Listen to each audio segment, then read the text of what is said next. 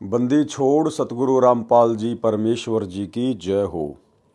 परम पिता परमात्मा सारी सृष्टि के रचनहार कुल मालिक असंख्य ब्रह्मांडों के स्वामी जगत गुरु तीनों लोकों में प्रवेश करके सबका भरण पोषण करने वाले राजाधिराज आत्माधार नाथों के नाथ देवों के देव महादेव सर्वेश्वर महेश्वर मृत्युंजय अजरो अमर आदि अनादि सनातनी प्रभु जगत पिता जगदीश्वर श्री श्री 1008 की उपाधि के वास्तविक अधिकारी अकाल मूरत शब्द स्वरूपी राम वासुदेव सर्वगतम ब्रह्म परम पूज्य प्रथम पूज्य परम संत परम पुरुष परम धनी परम दयालु सत्य कबीर हक्का कबीर अल्लाहु अकबर बाखबर अल्लाह ताला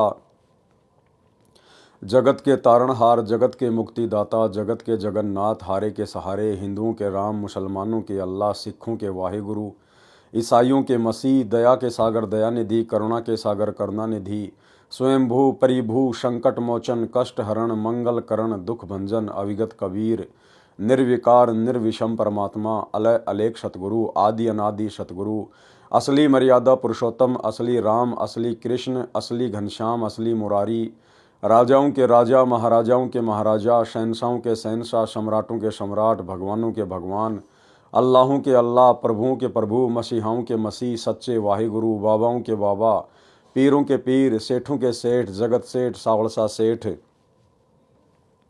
सर्वगुण संपन्न अनंत कोटि कलाओं के स्वामी अनंत कोटि ब्रह्मांडों के नायक योगियों में महायोगी ध्यानियों में महाध्यानी सिद्धों में परम सिद्ध ज्ञानियों में तत्वज्ञानी ब्रह्म ज्ञानी महाज्ञानी परम ज्ञानी सर्वश्रेष्ठ ज्ञानी विज्ञानी युवा कबीर समरथ कबीर असमवात अमित ओजा सच्चे रहनुमा करीम अल्लाह सुभान अल्लाह दुनिया के अंतिम पैगंबर 8 सितंबर 1951 से गांव धनाना जिला सोनीपत हरियाणा भारतवर्ष की पावन भूमि पे प्रकट रियल कल्कि भगवान श्री नारायण साकार हरि श्री बाबा साहेब शब्द स्वरूपी राम संत श्रोमणी सतगुरु रामपाल जी परमेश्वर जी के चरण कमल में साध संगति से जुड़े हुए आपरम सभी देश विदेश से सत्सेवक भाई बहनों का अनंत कोटि दंडवत प्रणाम। सत्साई भाई और बहनों, दया पूज्य गुरुदेव भगवान की सतगुरु रामपाल जी परमेश्वर जी की सारी सृष्टि के रचनहार की भाई और बहनों, इस कलयुग की बिचली पीढ़ी में साध संगति से जुड़कर गुरुदेव भगवान के विशेष आशीर्वाद से आप और हम सभी सत्सेवक आत्माएं अपनी आत्मा के कल्याणार्थ हेतु भक्ति मार्ग पर मोक्ष प्राप्ति के लिए निरंतर आगे की ओर बढ़ रही हैं। भाई और बहनों, पूज्य गुरुदेव भगवान की आप और हम सभी आत्माओं पर विशेष कृपा है रजा है जो गुरुदेव ने हमें भक्ति मार्ग के ट्रेनिंग सेंटर साध संगति से जोड़ा हुआ है। साध संगति से जुड़कर हमें भक्ति मार्ग से संबंधित गहरी गहरी जानकारियां प्राप्त हो रही हैं। आप और हमारा विश्वास अपने ही गुरु को इष्ट मानकर दिन प्रतिदिन उनके चरणों में बढ़ता ही जा रहा है। तो भाई और बहनों, पूज्य गुरुदेव जी के कर कमल से लिखित पवित्र पुस्तक मुक्ति बोध के ऊपर वीडियो बनाने की श्रृंखला जारी है। इसी श्रृंखला में आज हमारा ये 22वें नंबर का वीडियो है। प्रत्येक वीडियो में सतगुरुदेव भगवान के आशीर्वाद से हमें भक्ति मार्ग से संबंधित बहुत कुछ बातें सीखने और समझने को मिलती हैं। तो चलिए आज के वीडियो में हम आगे बढ़ते हैं। पवित्र ग्रंथ मुक्ति बोध पेज नंबर 239 दुर्वासा तथा अम्बरीश की कथा का सारांश। यानी हमने पिछले एपिसोड में वीडियो नंबर 21 में दुर्वासा ऋषि और राजा अम्बरीश के विषय में जो कथा सुनी, अब उस कथा का सारांश क्या है। संत गरीबदास जी ने वाणी में बताया है कि गरीब डेरे डांडे खुश रहो खुसरे लहन मोक्ष ध्रुव प्रहलाद उधर गए फिर डेरे में क्या दोष।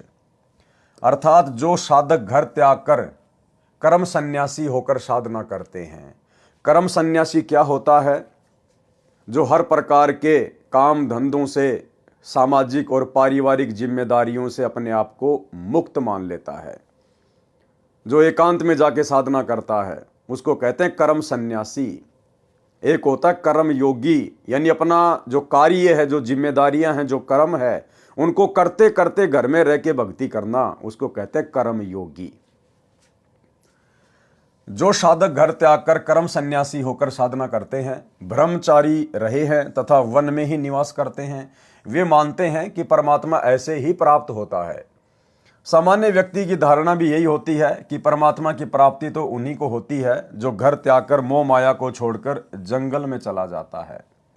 इसका समाधान इस वाणी में संत गरीबदास जी ने किया है। कहा है कि अपने डेरे यानी घर, डांडे यानी घेर, घेर वह स्थान होता था जिसमें किसान लोग पशु बांधते थे तथा उसमें केवल पुरुष निवास करते थे।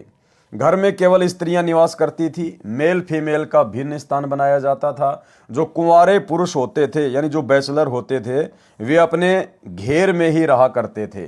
जो विवाहित होते थे यानी जो मैरिड होते थे वे ही रात्रि में अपनी पत्नियों के पास जा सकते थे। इसलिए कहा है कि अपने घर या घेर में खुशी के साथ रहो। यदि ब्रह्मचारी जीवन बिताने मात्र से मुक्ति मिले तो खुसरे यानी हिजड़े मुक्त क्यों नहीं होते जो जन्मजात ब्रह्मचारी हैं। आप ये भी मानते हो कि ध्रुव तथा प्रहलाद दोनों भक्तों का उद्धार हो गया, वे पार हो गए, उनकी मुक्ति हो गई। ये दोनों भगत घर में रहे, विवाह करवाया, बच्चे उत्पन्न किए और मुक्ति भी पाई। देखो भाई और बहनों, यहां परमात्मा ये बातें जगत वाले भाई बहनों को समझाने की दृष्टि से लिख रहे हैं कि ध्रुव प्रहलाद पार हो गए आप लोगों के अनुसार। लेकिन वास्तव में ध्रुव प्रहलाद पूर्ण मोक्ष प्राप्त नहीं कर पाए हैं। पूर्ण मोक्ष प्राप्ति के लिए कर्म सन्यासी बनना जरूरी नहीं है।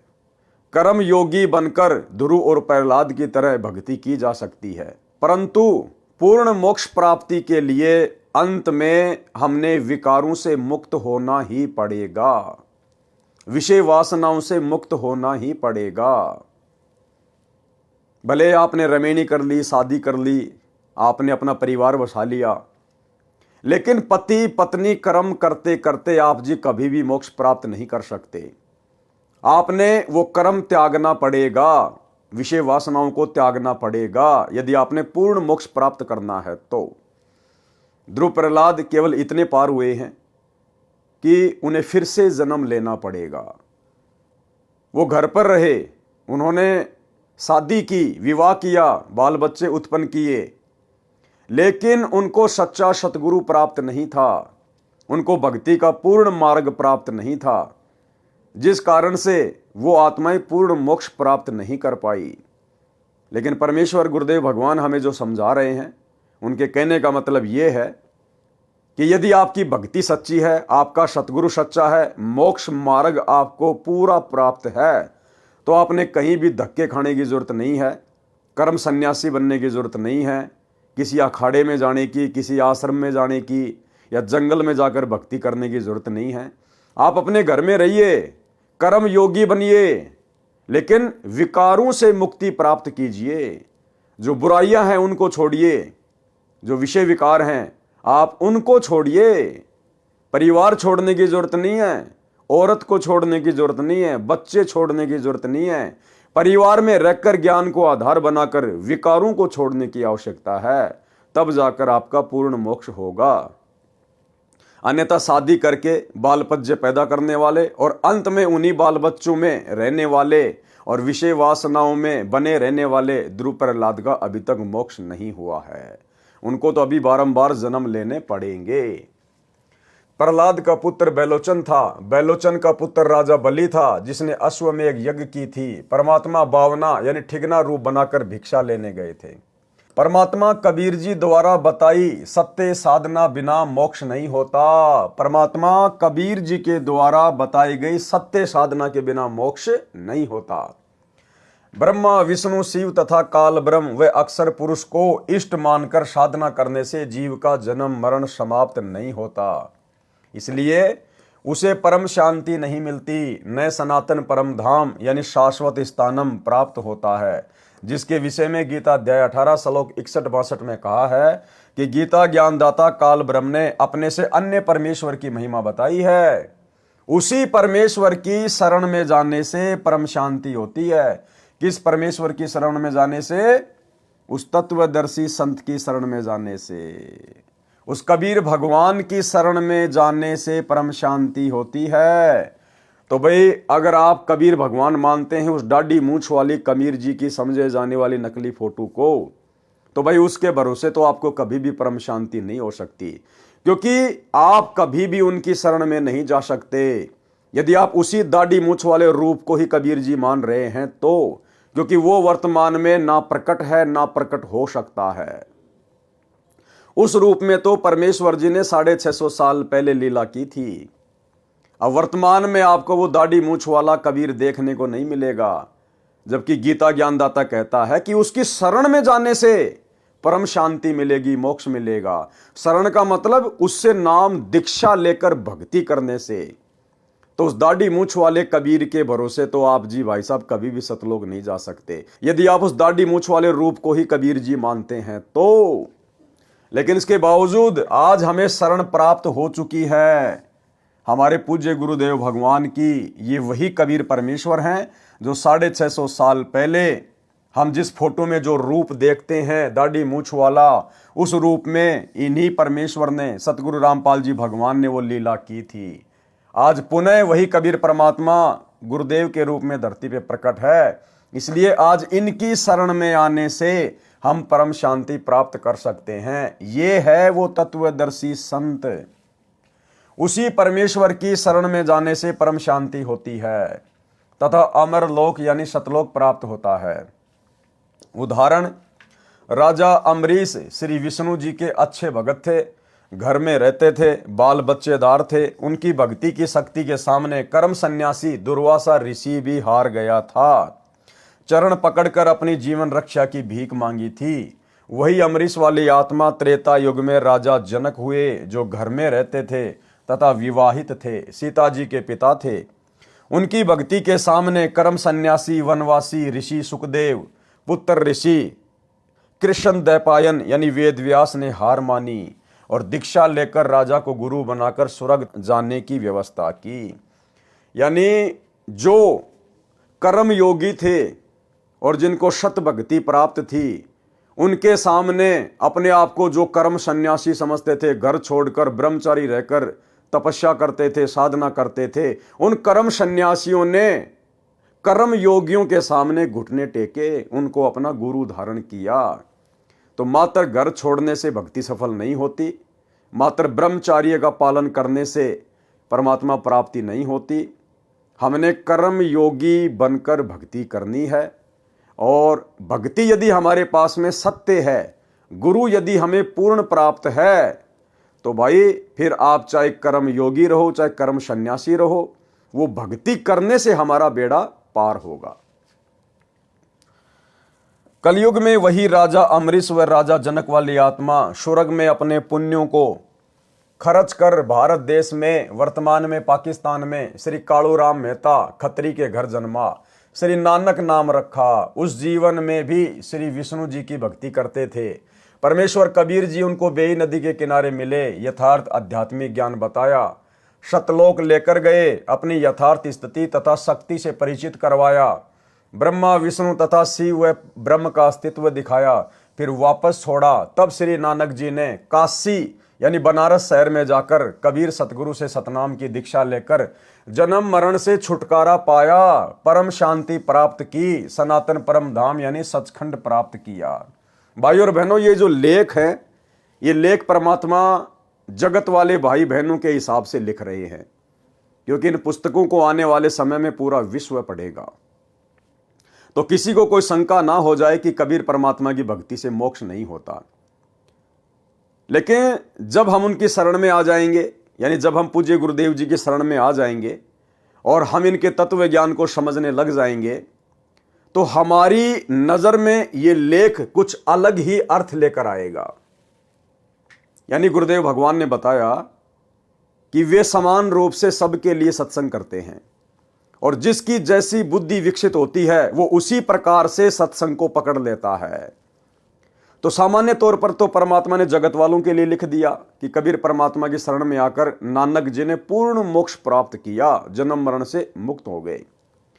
लेकिन इन्हीं वाणियों को अब आप और हम दूसरे तरीके से समझेंगे कि वास्तव में गुरुदेव ये लेख किस आधार से लिख रहे हैं और किस आत्मा को क्या समझाना चाहते हैं। रियल में गुरुदेव भगवान ने बता दिया कि ये वर्तमान बिचली पीढ़ी का समय मोक्ष प्राप्ति का समय है।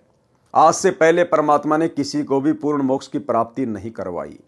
जितनी भी महान महान आत्माएं हैं, नानक जी से लेकर धर्मदास, पंडित रामानंद जी, मीराबाई जी, अर्जुन सरजुन, ये सभी आत्माएं वर्तमान में पुनः मानव जन्म लेंगी। कुछ आत्माएं ले चुकी हैं। और नानक जी ये भी 64 लाख में थे और 64 के 64 लाख काशी में फैल हो गए थे। और गुरुदेव ने 74 नंबर का जो विशेष संदेश है हिसार जेल से आया हुआ, उसमें बिल्कुल क्लियर कर दिया है कि नानक जी को वर्तमान में मनुष्य जन्म मिल चुका है। आपको कल के 21 नंबर के पार्ट में भी वो क्लिप दिखाई थी, सुनाई थी, एक बार फिर से सुन लीजिए। परमेश्वर ने नानक जी के सभी जन्मों का उल्लेख किया है कि सतयुग में राजा अमरीश था, त्रेता में राजा जनक बना और फिर बाबा नानक के रूप में जन्मा। और अगर अब उसको नाम नहीं मिलता, परमात्मा की शरण में नहीं आता, तो फिर 84 में जाता। तो इस सत्संग को ध्यान से सुनिए, आपको क्लियर हो जाएगा कि वर्तमान में नानक वाली आत्मा सतगुरु रामपाल जी की शरण में आ चुकी है और उपदेश लेकर अपनी सत भक्ति कर रही है। सुनिए। 3 लोक का राज जय जीव को कोई दे, लाख बधाई क्या करे जय नहीं नाम थे नहीं। जैसे राजा अमरीश राजा थे और वो भक्ति ना करी तो करनी चाहिए थी, मर गया, राज छूट गया। कोई पुण्य शेष रह रहे थे, फिर राजा जनक बन गया, भक्ति से फिर बाबा नानक बन गया। अरीब जब नाम ना मिलता तो 84 में जाते और फिर ये जीवन भी ऐसे नष्ट हो जाता। अरीब जब नाम ना मिलता तो 84 में जाते और फिर ये जीवन भी ऐसे नष्ट हो जाता। अरीब जब नाम ना मिलता तो 84 में जाते और फिर ये जीवन भी ऐसे नष्ट हो जाता। तो भाइयों और बहनों, समझदार को तो संकेत ही काफी होता है। परमात्मा के सत्संगों में पहली कक्षा से लेकर पीएचडी तक का ज्ञान होता है। जिस आत्मा की जैसे जैसे बुद्धि विकसित होती चली जाएगी, उन सत्संगों का उसी हिसाब से अर्थ निकालती चली जाएगी। तब श्री नानक जी ने काशी शहर में जाकर कबीर सतगुरु से सतनाम की दीक्षा लेकर जन्म मरण से छुटकारा पाया, परम शांति प्राप्त की, सनातन परम धाम यानी सचखंड प्राप्त किया। काल ने ऋषि दुर्वासा को प्रेरित किया था ताकि अमरीश सत्य साधना त्याग दे और इसका इसी जन्म में पतन हो जाए। देखो, दुर्वासा ऋषि राजा अमरीश के वहां घर पर क्यों गया, महल में क्यों गया और क्यों उसने वहां जाकर बकवाद करी कि तूने मेरे बिना भोजन कैसे कर लिया, मैं तेरे को श्राप देता हूं। काल प्रेरणा से, काल ने दुर्वासा ऋषि में प्रेरणा करके और सत्य साधना करने वाले राजा अमरीश को विचलित करने के लिए, डराने के लिए, वो सत्य साधना छुड़वाने के लिए भेजा था दुर्वासा को। और भाइयों और बहनों, हमने भी शांत स्वभाव दर्शाते हुए, नेक नीति और आदर के साथ में जो एक भगत के गुण होते हैं, लक्षण होते हैं, क्योंकि राजा अमरीश को अपने इष्ट पर विश्वास था, उसको अपनी भक्ति पे विश्वास था। वो किसी के शराप देने से, किसी के डराने से, ज्यादा ऊंचा बोलने से भयभीत नहीं हुए, क्योंकि उन्हें अपने ईश में सबसे ज्यादा समर्थता नजर आती थी। और परमेश्वर ने उसके इस विश्वास को देखते हुए फिर उसकी रक्षा भी की। तो इसी प्रकार भाइयों और बहनों, वर्तमान में हमने भी हर प्रकार से लोक लाज से संघर्ष करना है, घर परिवार और समाज वालों से संघर्ष करना है। लड़ना नहीं, झगड़ना नहीं, विचलित नहीं होना, अपना आपा नहीं खोना, जोश में आकर होश नहीं खोना। हमने अपने गुरुदेव भगवान पर विश्वास रखना है कि मेरा रक्षक मेरा गुरु है और मेरे गुरु से बड़ा समर्थ, निर्विकार, निर्भय सृष्टि में और दूसरा कोई नहीं है, जो कि परम सत्य है। तो फिर हमारा कोई बिगाड़ क्या लेगा? दुनिया चाहे कितना ही क्यों ना भोके, अगर हम इस भक्ति रूपी हाथी पे बैठे हैं, हमें विश्वास है, तो फिर कुत्ते चाहे कितना ही भौंके, समाज चाहे कितना ही भौंके, रिश्तेदार कितना ही भौंके, अनुपदेशी आपको कितना ही भयभीत करें, वे हमारा कुछ भी नहीं बिगाड़ पाएंगे। काल ने ऋषि दुर्वासा को प्रेरित किया था ताकि अमरीश सत्य साधना त्याग दे और इसका इसी जन्म में पतन हो जाए, यानी बेड़ा गर्क हो जाए। परमात्मा कबीर जी ने राजा अमरीश की सत्य साधना की रक्षा की। काल नहीं चाहता कि जीव सत्य साधना करे।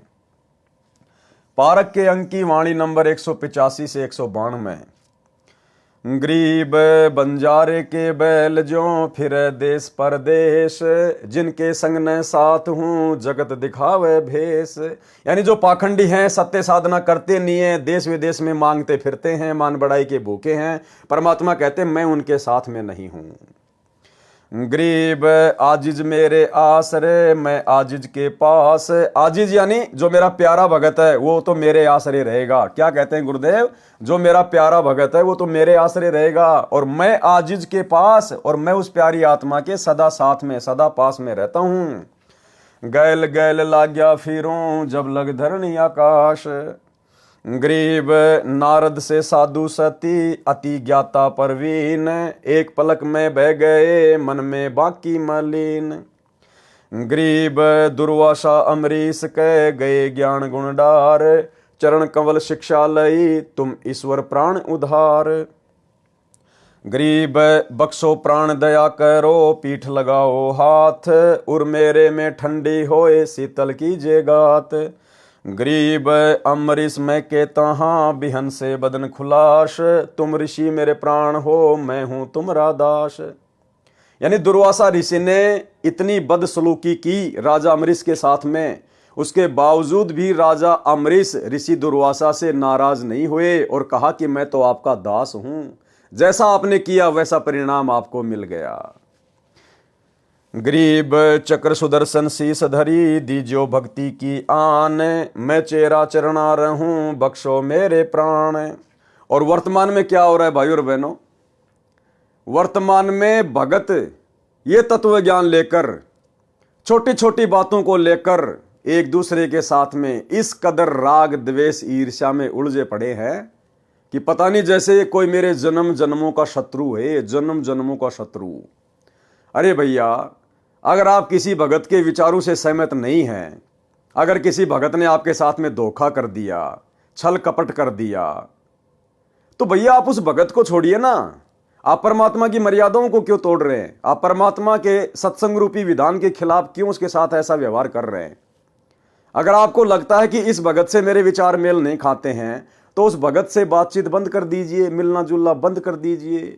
फिर लग जाएंगे उसके पीछे काले कुत्ते की तरह मोबाइल में वीडियो बनाने में, पंपलेट बनाने में, वो ऐसा ये ऐसा, वो ठग है, वो ये है, फिर अपने और ज्यादा वो क्रम फोड़ता है। राजा अमरीश से शिक्षा लेनी चाहिए ऐसे बुद्धिहीन भक्तों को। अरे दुर्वासा ऋषि ने तो राजा अम्बरीश को मारने के लिए चक्र सुदर्शन छोड़ दिया था, उसके बावजूद भी राजा अमरीश ने उसको यही कहा कि मैं तो आपका दास हूं, आप तो मेरे लिए आदरणीय हैं, आपको तो केवल आपके कर्म मिले हैं, मैं क्या कर सकता हूं इसमें। यानी राजा अम्बरीश ने अपने मन में दुर्वासा ऋषि के प्रति कोई वैर भाव पैदा नहीं किया। तो भाई और बहनों, आज हमें तो तत्व ज्ञान मिल गया है, और ये तत्व ज्ञान मिलने के बाद भी ज्यादातर भगत छोटी छोटी बातों को लेकर आपस में राग द्वेष ईर्ष्या में फंसे हुए हैं। भाई कैसे परमात्मा प्राप्त करेंगे?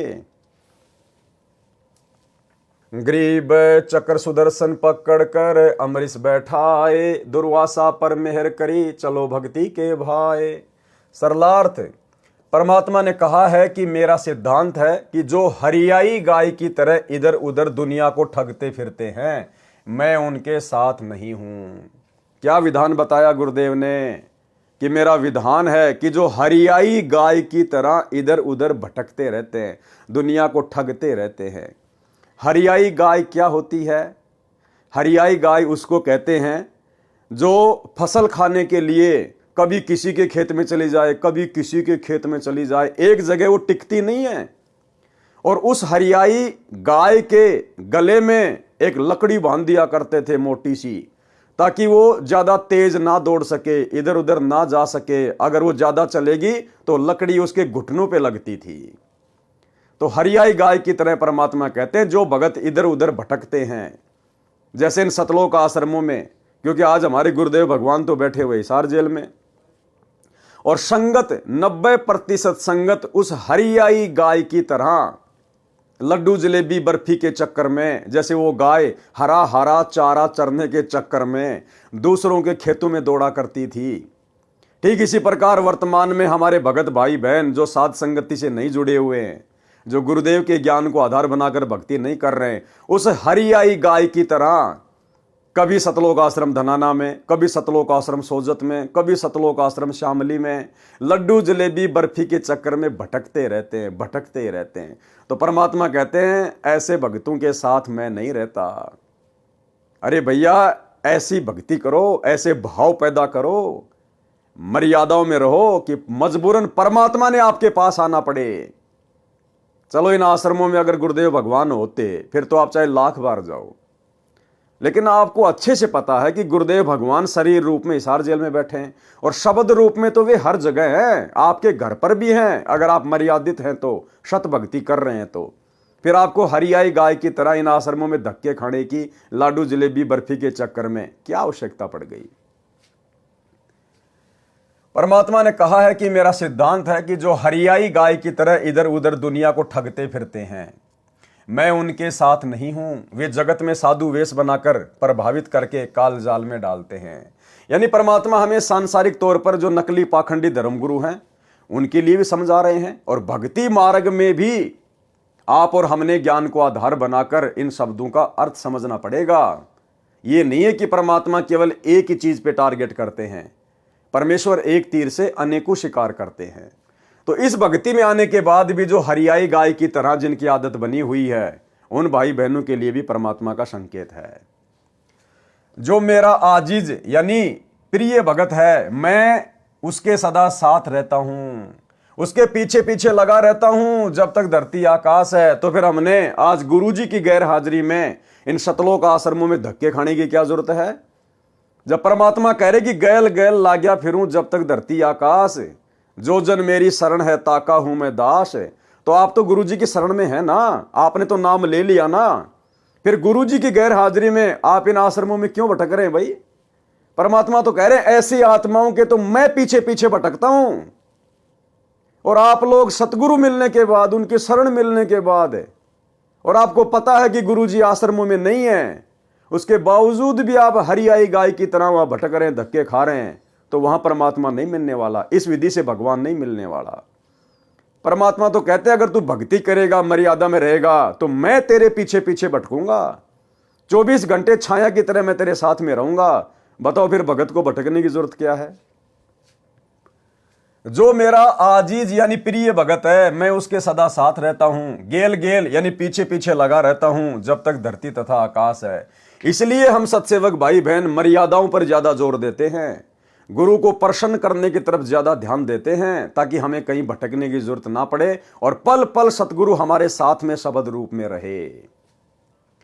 नारद जी साधना करने वन में गए थे, 12 वर्ष साधना करके लौटे तो अपने पिता ब्रह्मा से कहा कि मैंने अपनी इंद्रियों पर काबू पा लिया है।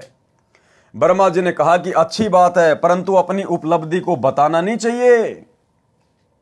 बिल्कुल भाई और बहनों, सही कहा ब्रह्मा जी ने, लेकिन वर्तमान में आप और हमें तत्व ज्ञान प्राप्त है, लाभ हानि का अच्छे से गुरुदेव ने हमें समझा दिया है। इसलिए यदि हमें किसी प्रकार की कोई उपलब्धि हो भी जाती है, यदि हम अपने विषय विकारों पर कंट्रोल प्राप्त कर भी लेते हैं, तो पहली बात तो हमें अंदर से पता है कि ये मेरे बस की बात नहीं थी, ये मेरे गुरुदेव भगवान के आशीर्वाद से ऐसा संभव हुआ है, और गुरुदेव भगवान ने ऐसा इसलिए किया ताकि मैं शांति से भक्ति कर सकूं। तो विषय विकारों पर कंट्रोल करने के बाद जो आत्मीय आनंद, जो शांति हम इस भक्ति मार्ग पर महसूस कर रहे हैं, प्राप्त कर रहे हैं, उस मकसद से तो हम दूसरे भगत भाई बहनों को समझा सकते हैं कि भाई देखो, वास्तव में भक्ति का आनंद तो उसी समय है जब हम विषय विकारों से दूर हट जाएंगे, और भाई इनके हटे बिना बात बनेगी नहीं। और भाई दास के ऊपर भी गुरुदेव भगवान की विशेष मेहर हुई है, परमात्मा ने इन विषय विकारों से दास को भी दूर कर दिया है भक्ति के लिए। तो इस प्रकार से तो हम समझा सकते हैं, दूसरों को बता सकते हैं, उनको भी अच्छे कर्मों के लिए प्रेरित करने के लिए। और एक होता है कि मैंने विषय विकारों पे विजय प्राप्त कर ली, हाँ मैंने अपनी पत्नी को अपनी बहन बना लिया, अब मैं काल के जाल में नहीं फंसने वाला, तो वो जरूर फंसेगा, क्योंकि वो अहंकार में बोल रहा है। तो इस मकसद से ब्रह्मा जी ने अपने पुत्र नारद को कहा था कि बेटा किसी और के सामने जिक्र मत करना, परंतु अपनी उपलब्धि को बताना नहीं चाहिए। आप श्री विष्णु जी से तो ये बात बिल्कुल ना कहना। नारद जी तो उमंग से भरा था, श्री विष्णु जी के पास गए, उनको अपनी साधना की सफलता बताई। अब बताओ, ये देवी देवता भाई और बहनों, आप और हमारे से भी नैतिक ज्ञान में नीचे गिरे हुए हैं। ब्रह्मा जी का बेटा नारद, और जब नारद ने अपनी उपलब्धि अपने पिता को बताई तो ब्रह्मा जी ने आदेश दिया कि बेटा विष्णु को तो विशेष तौर पर मत बताना, तेरे चाचा को तो बिल्कुल ही मत बताना। इसके बावजूद नारद जी सबसे पहले विष्णु जी के पास गए और सारी बात बता दी। तो कहां ये अपने बाप की बातें मानते हैं। तो भाई और बहनों, ऐसा का ऐसा लफड़ा, ऐसा का ऐसा झगड़ा ऊपर के लोकों में है। ऊपर कुछ भी विशेष नहीं है, यहां से भी ज्यादा आग लगी हुई है।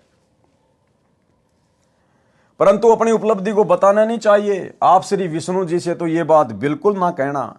नारद जी तो उमंग में भरा था, श्री विष्णु जी के पास गए, उनको अपनी साधना की सफलता बताई। यानी अपने बाप की बात नारद जी ने नहीं मानी कि मैंने अपनी इंद्रियों पर काबू पा लिया है। यह कहकर कुछ देर बाद चल पड़े। श्री विष्णु जी ने एक मायावी शहर बनाया। किस विष्णु ने बनाया? इस विष्णु ने बनाया, सतगुरु रामपाल जी भगवान ने बनाया। तीनों लोकों में प्रवेश करके जो सबका पालन पोषण करते हैं, उस विष्णु भगवान ने, सतगुरु रामपाल जी ने, कबीर परमात्मा ने बनाया।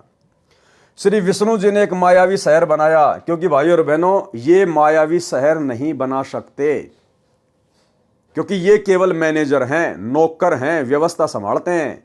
और मैनेजर कभी भी फैक्ट्री नहीं खोल सकता, कंपनी नहीं खोल सकता, वो तो मालिक खोलता है, मैनेजर केवल व्यवस्था देखता है। श्री विष्णु जी ने एक मायावी शहर बसाया, उसमें राजा की लड़की का विवाह का स्वयंवर रचा। मनमोहक माहौल था। नारद ने सुने विवाह के गीत। नारद विवाह कराने के लिए अत्यधिक प्रेरित हुआ। अब बताओ, अपने पिता के पास तो जाके ढोल पीट रहा था, विष्णु के पास जाके ढोल पीट रहा था कि मैंने कामदेव पर विजय प्राप्त कर ली। और जैसे ही वहां शादी का माहौल देखा, तुरंत मन में उमंग पैदा हो गई शादी करवाने की। रूप के लिए, यानी अच्छी शक्ल प्राप्त करने के लिए, ताकि लड़की जल्दी प्रसन्न हो जाए और मेरे गले में वरमाला डाल दे। रूप के लिए भगवान विष्णु से उसका रूप मांगा। भगवान ने बंदर का मुख नारद को लगा दिया। लड़की ने श्री विष्णु जी को वरमाला डाल दी, जो स्वयंवर में आया था। नारद को पता चला कि मेरे साथ विष्णु ने धोखा किया है, तो श्राप दे दिया कि आप भी मेरे की तरह एक जीवन स्त्री के लिए तड़फ तड़फ कर मरोगे। श्री रामचंद्र के रूप में विष्णु जी का जन्म अयोध्या के राजा दशरथ के घर हुआ। फिर वनवास हुआ। सीता पत्नी श्री राम भी वन में साथ गई। सीता का अपहरण हुआ। श्री राम ने सारा जीवन पत्नी के वियोग में बिताया। अब बताओ, ये ब्रह्मा विष्णु महेश काहे के समर्थ हैं, काहे के भगवान है ये। अरे भगवान के ऊपर किसी का श्राप काम करेगा क्या? जबकि अपने भतीजे का श्राप श्री विष्णु जी के ऊपर काम कर गया। ब्रह्मा विष्णु महेश तीनों भाई हैं। सबसे बड़ा ब्रह्मा, उससे छोटा विष्णु, उससे छोटा शंकर। और नारद जी ब्रह्मा जी का बेटा, यानी नारद जी विष्णु जी के कौन हुए? भतीजे। अब बताओ, नारद जी ने श्राप दे दिया और विष्णु जी उस श्राप को भोगने के लिए धरती पे आ गया रामचंद्र रूप में। तो ये काहे के समर्थ हैं? ये काहे के समर्थ है जो भगवान अपने भतीजे का दिया हुआ श्राप नहीं काट पाया? वो बताओ, आप और हमारे वो कर्म कहां से काट देगा? तो भाई और बहनों, इन कथाओं से साबित होता है, लेकिन ये कथा आज से पहले हमारे को समझ में नहीं आ रही थी, क्योंकि हमें सतगुरु प्राप्त नहीं था। सतगुरु ने हमारा ज्ञान योग नहीं खोला था।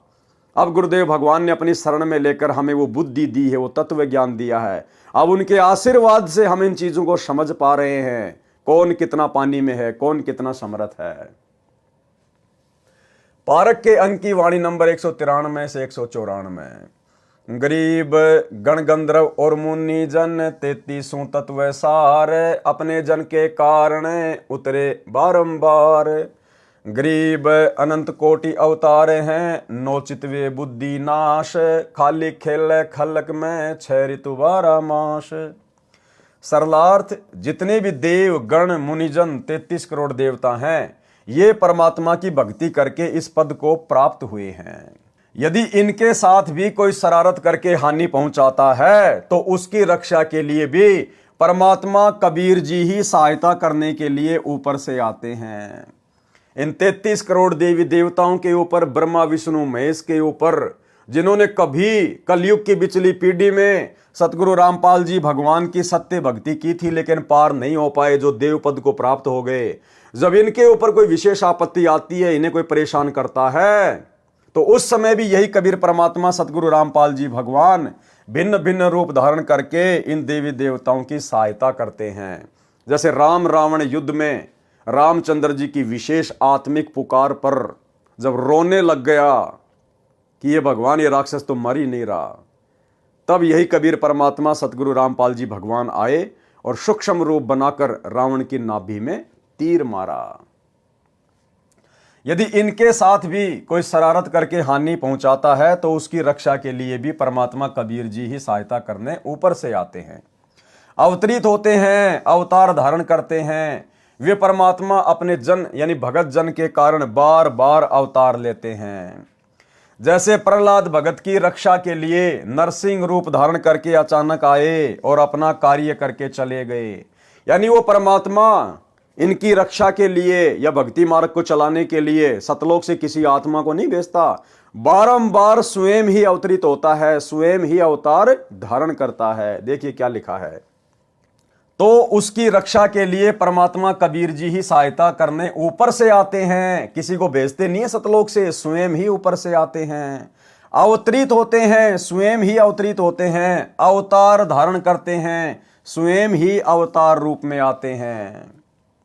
वे परमात्मा अपने जन यानी भगत जन के कारण बार बार अवतार लेते हैं। परमात्मा खुद ही बार बार अवतार लेते हैं, सतलोक से किसी को भेजते नहीं है। जैसे आज वर्तमान में सतलोक आश्रमों से जुड़े हुए हमारे भगत भाई बहनों को बहुत बड़ी गलतफहमी है कि सतगुरु रामपाल जी तो कबीर जी के भेजे हुए अवतार हैं, कबीर जी की भेजी हुई आत्मा है, कबीर जी के दास हैं। तो ये उनकी सबसे बड़ी गलतफहमी है। ये परमात्मा स्वयं ही अवतार धारण करके आता है, किसी को भेजता नहीं है, क्योंकि समर्थ ने किसी को भेजने की आवश्यकता नहीं है। जैसे प्रहलाद भगत की रक्षा के लिए नरसिंह रूप धारण करके अचानक आए और अपना कार्य करके चले गए। तत्व ज्ञानहीन प्रचारक जिनकी बुद्धि का नाश हो चुका है, वे केवल 9 अवतार मानते हैं। अरे मालिक तो संसार में 6 ऋतु 12 मास यानी सदा लीला करता रहता है। जैसे श्री नानक जी ने भी कहा है कि अंधुला नीच जाति परदेसी मेरा, छिन आवे तिल जावे और जाकी संगत नानक रहंदा क्यों कर मोंडा पावे। अर्थात जुलाहा जाति में प्रकट मेरा परदेसी परमात्मा कबीर एक पल में पृथ्वी पर दिखाई देता है, दूसरे क्षण में ऊपर सचखंड में होता है। बताओ फिर इनको अपना अवतार भेजने की जरूरत क्या है? किसी आत्मा को सतलोक से भेजने की जरूरत क्या है? एक पल में सतलोक में, एक पल में पृथ्वी पर। उस समर्थ परमात्मा कबीर जी की शरण में मैं नानक जी रहता हूं। उनकी था यानी उनका अंत कैसे पाया जा सकता है? भावार्थ है कि परमात्मा के तो अनंत अवतार हो चुके हैं, यानी अनंत बार परमात्मा इस पृथ्वी पर प्रकट हो चुके हैं। वह तो एक पल में पृथ्वी पर और दूसरे पल में सतलोक में आता जाता रहता है, यानी कभी भी प्रकट हो जाता है, कभी भी प्रकट हो जाता है, जैसे कि वर्तमान में प्रकट हैं। और हिसार जेल से जो विशेष संदेश नंबर 75 आया है अभी लेटेस्ट, इसमें गुरुजी ने बिल्कुल क्लियर कर दिया कि वो परमात्मा गरीबदास जी के समय प्रकट हुए और भाई वर्तमान में आपके सामने प्रकट है। पहचान सको तो पहचान लेना। सुनिए सत्संग। तो क्या बताते हैं, उत्तर दक्षिण पूर्व पश्चिम फिरता दाने दाने नो, और सर्व कला सतगुरु साहिब की हरि आए हरियाणे। गरीबदास जी के समय आए तेरी बारे भाई प्रगट सामने थारे, पहचाने जात पहचान लियो। गरीबदास जी के समय आए तेरी बारे भाई प्रगट सामने थारे, पहचाने जात पहचान लियो। गरीबदास जी के समय आए तेरी बारे भाई प्रगट सामने थारे, पहचाने जात पहचान लियो। तो भाई और बहनों, वर्तमान में कौन प्रकट है? कहां है परमात्मा? यदि आप दाढ़ी मूछ वाले कबीर जी को परमात्मा मानते हैं तो भाई उसके तो आपको दर्शन भी नहीं हो सकते वर्तमान में। फिर क्यों कह रहे हैं गुरु जी कि जो परमात्मा गरीबदास जी के सामने प्रकट हुए, गरीबदास जी के समय प्रकट हुए, वही परमात्मा आज भी प्रकट है तुम्हारी आंखों के सामने। पहचान सको तो पहचान लो। यानी गुरुदेव स्वयं के विषय में कह रहे हैं, स्वयं के विषय में, कि तुम्हारा गुरु स्वयं ही कबीर परमात्मा है। वही कबीर परमात्मा जो गरीबदास जी को मिला था जिंदा बाबा के रूप में, वही आज तुम्हें सतगुरु रामपाल जी के रूप में प्राप्त है, धरती पे प्रकट है। अब इससे बड़ा खुलकर परमात्मा और क्या प्रमाण देंगे। लेकिन उसके बावजूद भी भाई और बहनों, बुद्धिहीन भगत भाई बहन ये बात अपने हृदय में नहीं बैठा पाएंगे कि हमारे गुरुजी ही कबीर जी हैं। क्योंकि गुरुजी को ही कबीर जी मानने के लिए तो साध संगति से जुड़ना पड़ेगा। उस नकली दाढ़ी मूंछ वाले कबीर जी की फोटो को घर से बाहर निकालना पड़ेगा, अन्यथा आप कभी भी अपने गुरु को रियल कबीर नहीं मान सकते। और गुरु को रियल कबीर नहीं माना, प्रकट हुआ नहीं माना, तो आपका भाई मोक्ष नहीं हो सकता। पारक के अंक की वाणी नंबर 195 199। गरीब पीछे पीछे हरि फिरे, आगे संत सुजान, संत करे कोई सांच है, चारों युग परवान। गरीब साईं सरी के साधु हैं, इन समतुल नहीं और, संत करे सो होत हैं, साहिब अपनी ठोर। गरीब संतों कारण सब रचा, सकल जमी आसमान, चंद सुर पानी पवन, यज्ञ तीर्थ और दान। गरीब जो बच्चा गऊ की नजर में, यों साईं को संत, हरिजन के पीछे फिरे, भगत वत्सल भगवंत। गरीब धारी मेरे संत की, मुझसे मिटे ना अंश, बुरी भली बाँचे नहीं, सोई हमरा वंश। अब ये जो चारों वाणियां हैं भाई और बहनों, और इन चारों वाणियों में जो संत शब्द का प्रयोग किया गया है, ये हमारे पूज्य गुरुदेव भगवान के लिए है। यानी ये स्वयं परमात्मा है, लेकिन अपने आप को परमात्मा से भिन्न दर्शाते हुए यहाँ पर ये वाणियाँ लिखी गई है, ताकि आप और हम ज्ञान को समझ सकें। तो गुरुदेव भगवान हमें ये कहना चाहते हैं, ये समझाना चाहते हैं कि वो कबीर परमात्मा जो अपना संत यहाँ नीचे भेजता है, आते तो वो खुद ही हैं संत के रूप में, लेकिन छुपाते हैं अपने आप को, कि वो परमात्मा यहाँ ज्ञान प्रचार के लिए, सतगुरु की भूमिका के लिए जो अपना संत भेजता है, फिर वो परमात्मा उस संत के साथ में रहता है। वो संत अपने मन में जो भी धारणा कर ले, वो परमात्मा फिर बीच में दखल नहीं देता, वो काम वैसा ही हो जाता है। सरलार्थ, अपने सच्चे भगत के साथ साथ पीछे पीछे परमात्मा रहता है। यानी संत रूप में जो तत्वदर्शी संत रूप में आता है, यहां अपने आप को छुपाते हुए परमात्मा दोहरी भूमिका करते हुए अपने ज्ञान को आप और हमारे तक पहुंचाने के लिए इस प्रकार से अपने आप को भिन्न दर्शा रहे हैं। अगर गुरुजी खुद कहें कि मैं कबीर हूं, तो कोई नहीं मानेगा ये बात। अब तो मान जाएंगे, क्योंकि अब तो हमें समझ में आ गया, परमात्मा ने समझा दिया। लेकिन 1994 में जब इन्होंने अपना ज्ञान देना शुरू किया, उस समय यदि ये कहते कि मैं कबीर भगवान हूं, मैं ही काशी वाला जुला हूं, तो कोई भी स्वीकार नहीं करते। इसलिए उस कबीर परमेश्वर ने अपने आप को एक संत रूप में ज्यादा दूसरों के सामने प्रदर्शित करना पड़ता है। उस आधार से वाणियां लिखी गई है कि अपने सच्चे भगत के साथ साथ पीछे पीछे परमात्मा रहता है। संत जो करते हैं, सच्चा कार्य करते हैं, यानी सही करते हैं, कभी किसी का अहित नहीं करते। कौन? पूर्ण संत। चारों युगों में प्रमाण रहा है कि संत सही क्रिया करते हैं, भलाई के शुभ काम करते हैं। सच्चे साधक परमात्मा के समान आदरणीय हैं। कौन सच्चे साधक? जो पूर्ण संत होते हैं, जो तत्वदर्शी संत होते हैं, वो परमात्मा के बराबर ही आदरणीय हैं। इनके समान अन्य की तुलना नहीं की जा सकती। परमात्मा अपने सच्चे भगत को अपनी शक्ति प्रदान कर देते हैं, अपने सच्चे भगत को, अपने सच्चे संत को। जैसे आज गुरुदेव अपने आप को छुपाते हुए सच्चे भगत की, सच्चे संत की भूमिका में हैं। परमात्मा अपने सच्चे भगत को अपनी शक्ति प्रदान कर देते हैं। परमात्मा कबीर जी कहते हैं कि मेरी बजाय इन संतों से मांगो। संत परमात्मा से प्राप्त शक्ति से अपने अनुयायियों की मनोकामना पूर्ण करते हैं, उनकी रक्षा करते हैं। परमात्मा कबीर जी उनके बीच में कोई दखल नहीं देते। यानी संत ने जो धारणा अपने मन में बना ली, जो आशीर्वाद अपने शिष्य को दे दिया, फिर परमात्मा बीच में कोई दखल अंदाजी नहीं करता। क्यों? क्योंकि संत स्वयं ही परमात्मा होता है।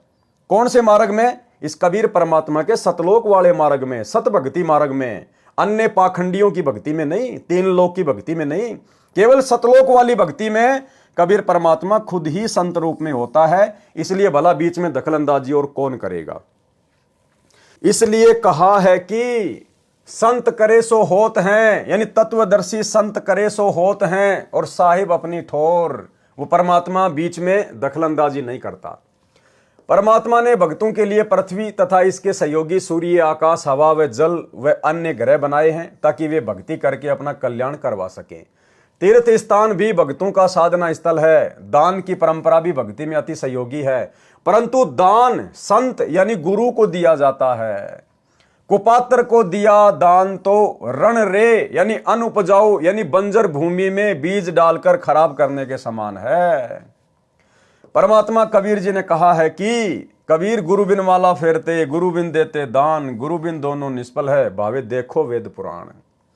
अर्थात भगत को चाहिए कि पहले पूर्ण गुरु से दीक्षा ले, फिर उनको दान करे, उनके बताए मंत्रों का जाप यानी सुमरण करे। गुरुजी से दीक्षा लिए बिना भक्ति के मंत्रों के जाप की माला फेरना तथा दान करना व्यर्थ है। गुरु बनाना अति आवश्यक है। प्रमाण कबीर राम कृष्ण से कौन बड़ा, उन्हों भी गुरु कीन, तीन लोक के वेदनी गुरु आगे अधीन। आम सांसारिक लोग श्री ब्रह्मा विष्णु महेश से और उनके जो अवतार हैं, श्री राम रूप में आए, श्री कृष्ण रूप में आए, तो आम जो सांसारिक लोग हैं जो तत्व ज्ञान से अपरिचित हैं, वे श्री राम और श्री कृष्ण से तो बड़ा किसी को परमात्मा नहीं मानते, भगवान नहीं मानते। तो हमें गुरुदेव समझाना चाहते हैं कि तुम्हारे उन भगवानों ने भी गुरु धारण किया, गुरु से उपदेश लेकर भक्ति की, तब वापस अपने लोक में जा पाए सूक्ष्म शरीर में। फिर तुम वर्तमान में भाई बिना गुरु के कौन से खेत की मूली हो जो 84 लाख योनियों से और नरक से छूट जाओगे। कबीर राम कृष्ण से कौन बड़ा, उन्हों भी गुरु कीन, तीन लोक के वेदनी गुरु के आगे अधीन। अर्थात पृथ्वी के मानव, स्त्री और पुरुष श्री राम तथा श्री कृष्ण से बड़ा देवता किसी को नहीं मानते। उन दोनों ने गुरु जी से दीक्षा ली, तीन लोक के मालिक होते हुए भी उन्होंने गुरु बनाए। श्री कृष्ण जी ने ऋषि दुर्वासा जी को अध्यात्म गुरु बनाया। ऋषि संदीपनी उनके शिक्षक गुरु थे। यानी श्री कृष्ण जी के दो गुरु थे, एक तो संदीपनी ने केवल उनको अक्षर ज्ञान करवाया था, पढ़ाई लिखाई वाले गुरु थे। दूसरे दुर्वासा ऋषि जिन्होंने आध्यात्मिक ज्ञान की दीक्षा दी। श्री कृष्ण जी ने ऋषि दुर्वासा जी को अध्यात्म गुरु बनाया, ऋषि संदीपनी उनके शिक्षक गुरु थे।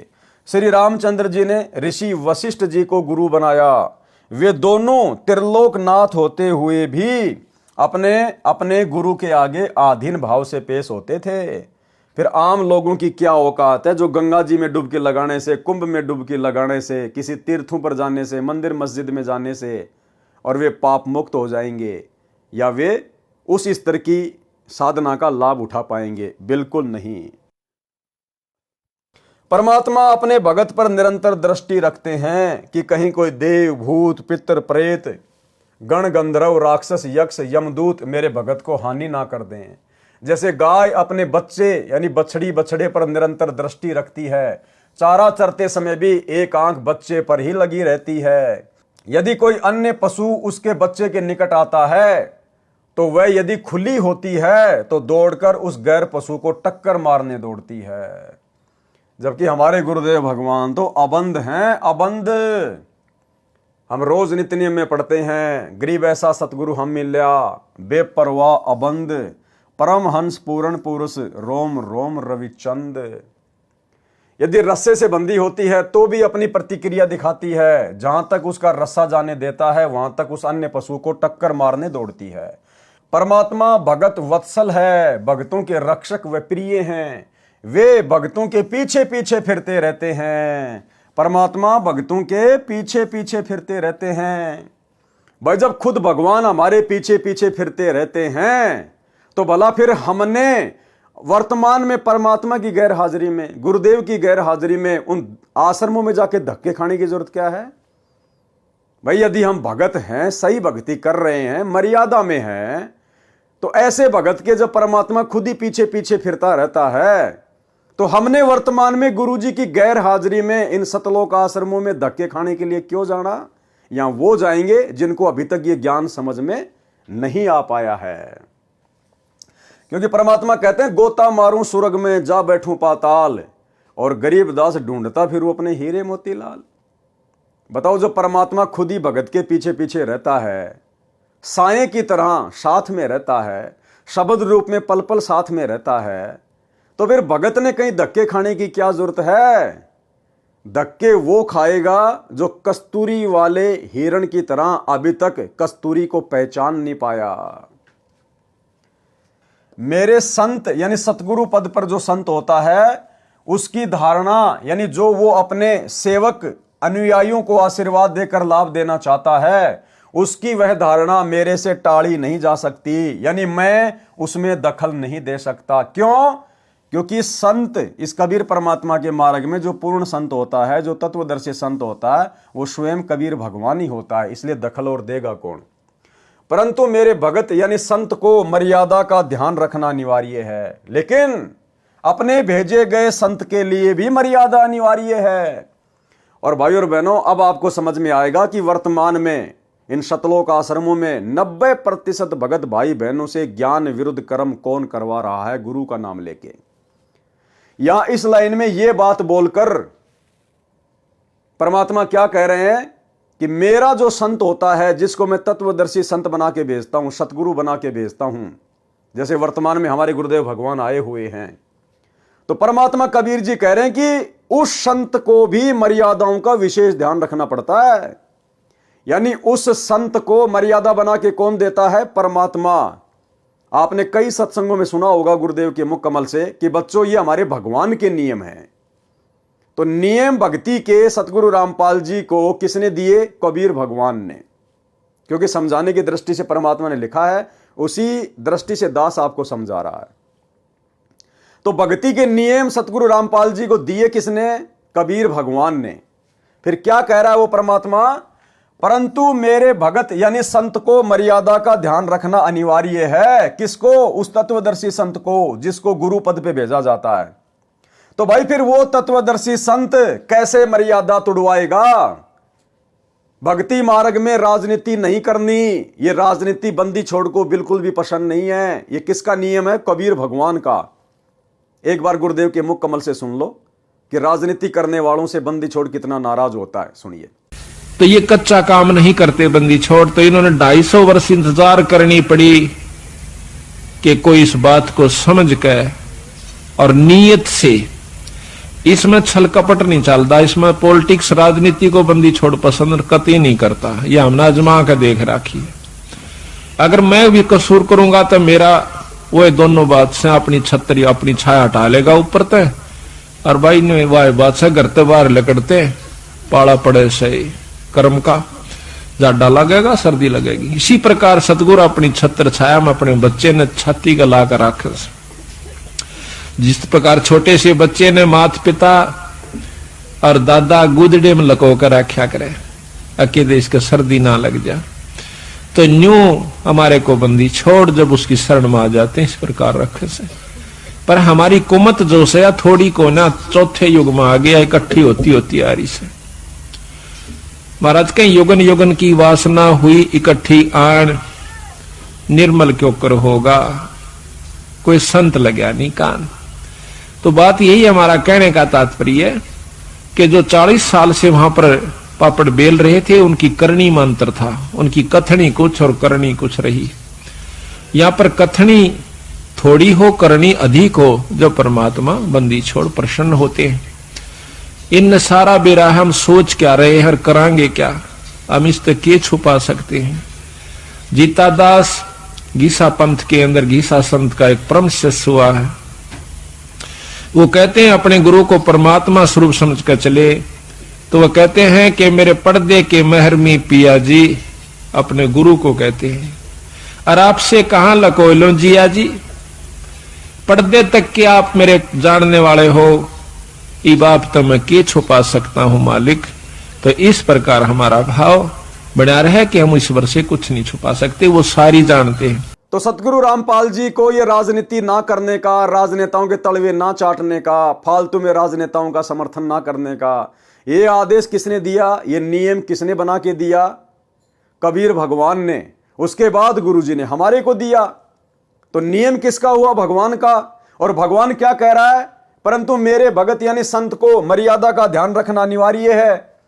अब यदि हिसार जेल से सतगुरु रामपाल जी ने ही 2019 में कांग्रेस के तलवे चाटने का और 2024 में नरेंद्र मोदी के यानी बीजेपी के तलवे चाटने का आदेश हिसार जेल से दिया है सतलोक आश्रम मैनेजमेंट हरियाणा को, तो फिर सतगुरु रामपाल जी ने तो कबीर जी की मर्यादा तोड़ दी, और कबीर जी की मर्यादा तोड़ दी तो कबीर जी का जो कनेक्शन है संत रामपाल जी से हट गया, कट गया। फिर संत रामपाल जी भक्तों को कैसे लाभ दे देंगे? तो भाई और बहनों, हम तो कभी सौपन में भी नहीं सोच सकते ये बात है कि हमारे गुरुदेव भगवान इस प्रकार के घटिया आदेश अपने बच्चों को देंगे। तो ये आदेश कौन दे रहा है? गंदी राजनीति का, स्टेडियम बनवाने का। क्योंकि कबीर भगवान का क्या नियम है कि भक्तों ने तो वीडियो गेम भी नहीं खेलना, भक्तों ने ताश भी नहीं खेलना। फिर सतगुरु रामपाल जी अपने कबीर भगवान के द्वारा दिए गए नियमों को संगत से कैसे तुड़वाएंगे? स्टेडियम बनवा के, आश्रम में हॉस्पिटल खुलवा के, गुंडों की सीबीआई जांच करवा के, जाट आरक्षण में भक्तों को बैठा के, जगत वालों की धर्मशाला में करोड़ों रुपया भक्तों का बर्बाद करवा के। तो अब आप लोगों को समझ में आ जाना चाहिए कि भक्ति नियम क्या है, और गुरुजी के नाम की आड़ में भोली भाली संगत से ये कर्म फुड़वाने वाला काम बीच में कौन कर रहा है? काल प्रेरणा से गुरुजी का परिवार, गुरुजी के बेटा बेटी, भाई बंधु रिश्तेदार, आपके कोऑर्डिनेटर।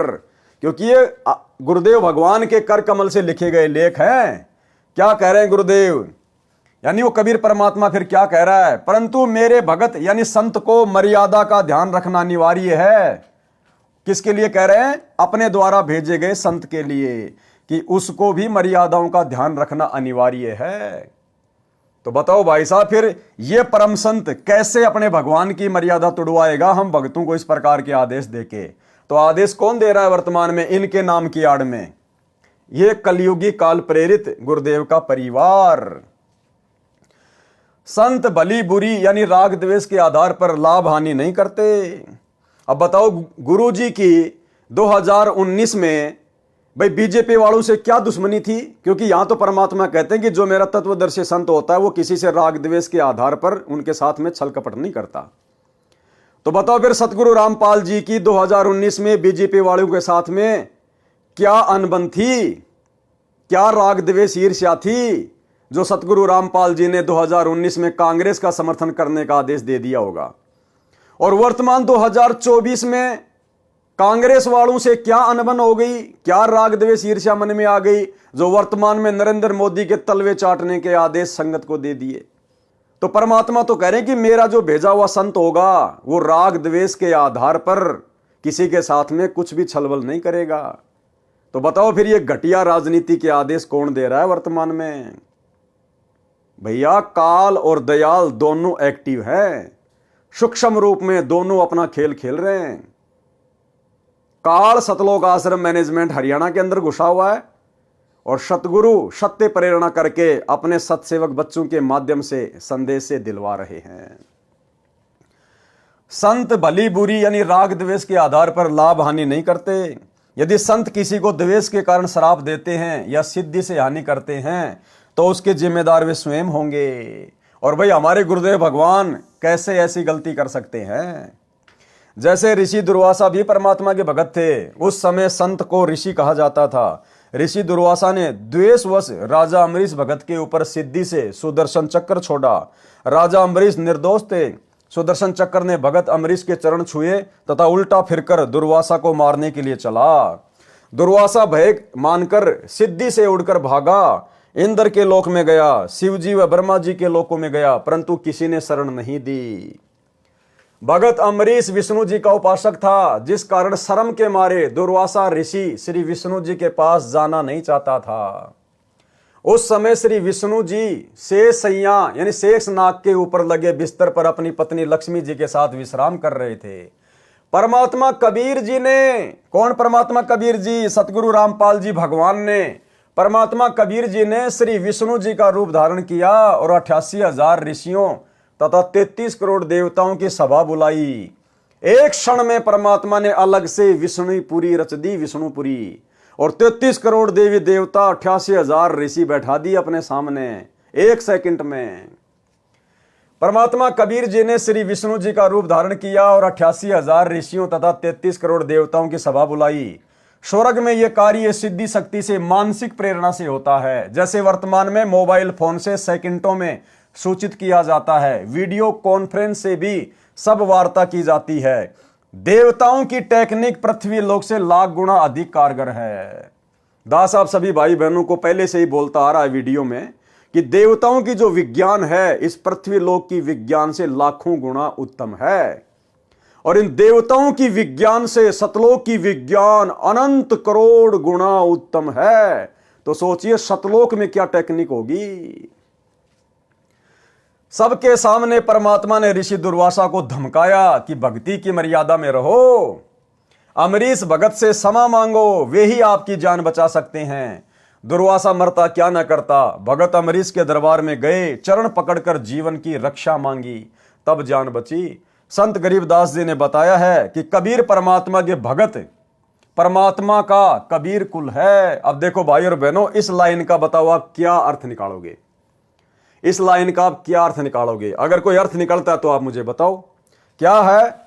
संत गरीबदास जी ने बताया है कि, अब यहां से शुरू कर दो आप, यहां से लेकर यहां तक क्या कह रहे हैं गुरुदेव? कबीर परमात्मा के भगत परमात्मा का कबीर कुल है। अब बताओ आप इसको कितनी बार भी पढ़ लो, क्या समझोगे आप? अब इसका निष्कर्ष क्या दिया परमात्मा ने लास्ट में? पहले तो परमात्मा ने पूरी बात संत को और अपने आप को अलग अलग दर्शाते हुए पूरी कर दी, और लास्ट में परमात्मा ने वहीं लाके छोड़ दिया कि कबीर परमात्मा का भेजा हुआ जो संत होता है, यानी होता तो खुद कबीर परमात्मा यह संत रूप में, लास्ट में क्लियर कर दिया कि वो भगत भी खुद परमात्मा ही होता है। कबीर परमात्मा के भगत तो कौन हुए? कबीर परमात्मा के भगत जो संत रूप में यहां जो भेजा जाता है, मान लीजिए सतगुरु रामपाल जी हैं जो अपने आप को कहते हैं कि मुझे कबीर जी ने भेजा है। तो कबीर परमात्मा के भगत, फिर क्या है वो भगत? परमात्मा का, यानी कबीर परमात्मा के भगत परमात्मा का कबीर कुल है, यानी वो खुद ही परमात्मा होता है। वो कबीर परमात्मा खुद ही संत रूप में धरती पे प्रकट होता है। परमात्मा कबीर जी ने कहा है कि मेरा वंश कबीर कुल कभी किसी को स्वार्थ व ईर्ष्यावश कष्ट नहीं देता। पारक के अंक की वाणी नंबर 200 से 202। गरीब संख जीव परलोक रे, संखों उत्पत्ति ख्याल, ऐसे सुमरत संत हैं एक खिसे नहीं बाल। गरीब गर्ज इंद्र अनंत दल, बो विधि बरस्या होए, संख जीव परलोक रे, संखों उत्पत्ति जोए। गरीब इच्छा कर मारे नहीं, बिन इच्छा मर जाए, निकामी निज संत हैं जहां नहीं पाप लगाए। सरलार्थ, इंद्र की पदवी दो विधि से मिलती है, एक तो तप करने से, दूसरी धर्म यज्ञ करने से। ये तप तथा धर्म यज्ञ संत स्वभाव के जीव करते हैं। जैसे इंद्र संत है, वह पृथ्वी के ऊपर वर्षा करते हैं, उसमें शंखों जीव बह जाते हैं, मर जाते हैं और शंखों की उत्पत्ति होती है। इसमें इंद्र का दोष नहीं है, परंतु विधान अनुसार बिना संत उपदेशी को पाप तथा पुण्य दोनों मिलते हैं। इंद्र पाप का भागी भी बनता है और पुण्य का भागी भी बनता है। क्यों? क्योंकि उसको पूर्ण संत से उपदेश प्राप्त नहीं है, जिस कारण से इंद्र मृत्यु के उपरांत गधा बनता है। पुण्य स्वर्ग का राजा बनकर नष्ट कर देता है। जो सतगुरु कबीर जी के उपासक हैं, उनके लिए वाणी 202 में कहा है कि इच्छा कर मारे नहीं, बिन इच्छा मर जाए। वे निष्काम कर्म करने वाले संत होते हैं, उनको पाप नहीं लगता, क्योंकि सतगुरु की शरण में आने के बाद हमें ज्ञान हो जाता है और हम अपनी तरफ से किसी का बुरा नहीं करना चाहेंगे। हम जानबूझकर किसी को मारना नहीं चाहेंगे, किसी को हानि नहीं करना चाहेंगे, और हमारी इच्छा ना होते हुए यदि कोई हानि हो जाती है तो उसमें फिर वो दोष हमारे ऊपर नहीं होता, क्योंकि हम पूर्ण संत गुरु की शरण में हैं। पारक के अंक की वाणी नंबर 203 से 206। गरीब हद्दी तो छूटे नहीं, कीड़ी बदला दीन। हद्दी कौन? जो काल की हद में है, कहते हैं वो तो छूटते नहीं है, अगर कीड़ी मारी है तो उसका भी बदला देना पड़ेगा। मोहम्मद की बेगम गुश है, काट लिए अंग तीन। हजरत मोहम्मद जी के बारे में फिर समझाया गया है कि कैसे उसकी बेगम ने, उसकी औरत ने उसके शरीर के 3 अंग कटवा दिए। गरीब बरसे तरक डोबी दे, त्यारे तीनों लोक, ऐसे हरिजन संत हैं सौदा रोकम रोक। गरीब बेहतर अक्षुणी शैकरी चुणक ऋषिश्वर देख, कपिल सिंगारे सघड़ के लागे पाप अनेक। गरीब 12,99,99 गोरख जनक विदेह है, यो तारे यो डोब दे या मैं नहीं संदेह।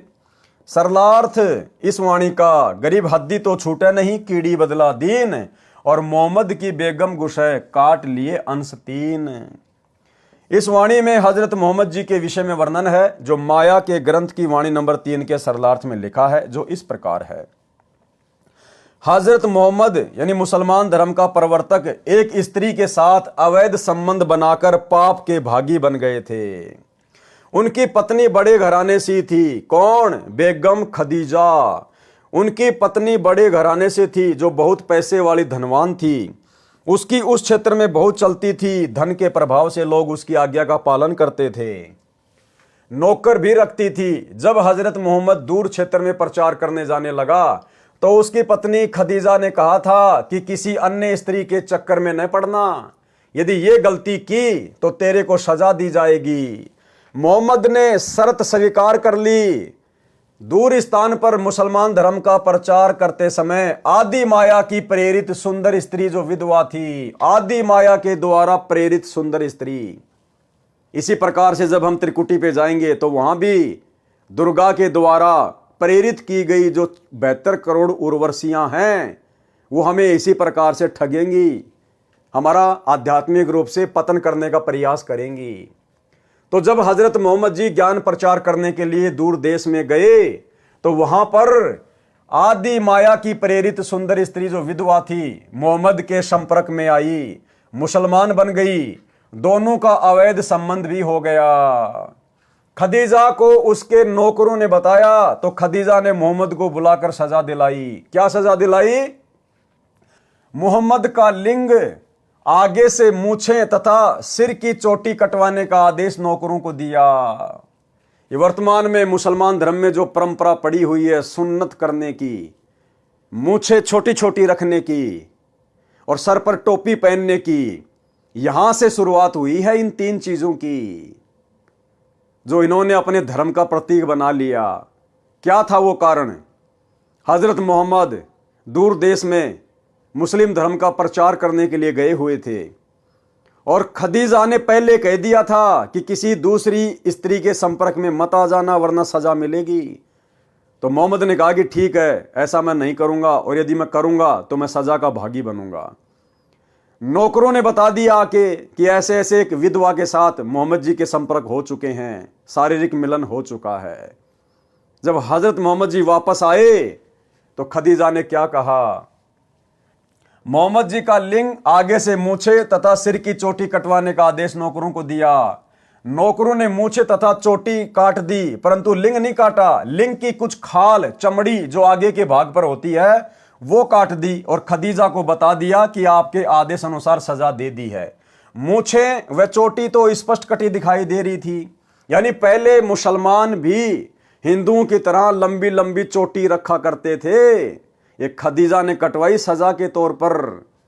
उस कटी हुई चोटी को छुपाने के लिए हजरत मोहम्मद ने फिर टोपी पहननी शुरू कर दी और वर्तमान में फिर आगे चलकर पूरे मुसलमान समाज ने अपना ली।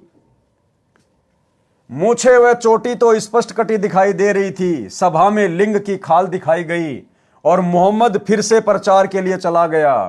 मोहम्मद की पत्नी खदीजा अब निश्चिंत थी कि कहीं भी जाए लिंग तो कट ही चुका है। जब दूर देश में अपने मुसलमान अनुयायियों में गया तो ये हुलिया देखकर कारण जानना चाहा। अब मोहम्मद जी फिर से प्रचार पर निकल गए। चोटी कट गई तो शर्म के मारे टोपी पहन ली, आगे से मूछे खदीजा ने सजा के तौर पर कटवा दी और उनके लिंग की जो खाल थी वो काट दी गई थी। तो जब वापस गए वो प्रचार करने तो उनके भक्तों ने कहा, जो मुसलमान बन चुके थे, कि गुरुजी आपने ये क्या कर लिया? सर पर आपने टोपी क्यों पहन ली और मूछें क्यों कटवा ली गुरुजी आपने? अब हजरत मोहम्मद ने सच्चाई तो बताई नहीं बेइज्जती के डर से, और ये कह दिया कि भैया ये हमारे धर्म की पहचान है, ये अल्लाह का आदेश है, जो ऐसा नहीं करेगा वो अल्लाह को प्यारा नहीं होगा, वो अल्लाह का विशेष बंदा नहीं होगा। फिर हम क्या मुसलमान हैं अगर हम इतनी भी कुर्बानी नहीं दे सकते अल्लाह के लिए। फिर धीरे धीरे आगे चलकर ये मुसलमान धर्म की निशानी बन गई। सभा में लिंग की खाल दिखाई गई और मोहम्मद फिर से प्रचार के लिए चला गया। मोहम्मद की पत्नी खदीजा अब निश्चिंत थी कि कहीं भी जाए लिंग कट चुका है। जब दूर देश में अपने मुसलमान अनुयायियों में गया तो ये हुलिया देखकर कारण जानना चाहा, तो मोहम्मद ने बताया कि हमने अपने धर्म की अलग पहचान बनानी है। जो सच्चा मुसलमान होगा वह तो अल्लाह के लिए ये 3 वस्तु तो क्या सिर भी कटा लेगा। जो नकली होगा वह ऐसा नहीं कर सकेगा। अब आपने देखना है कि अल्लाह का आदेश मानना है या नहीं।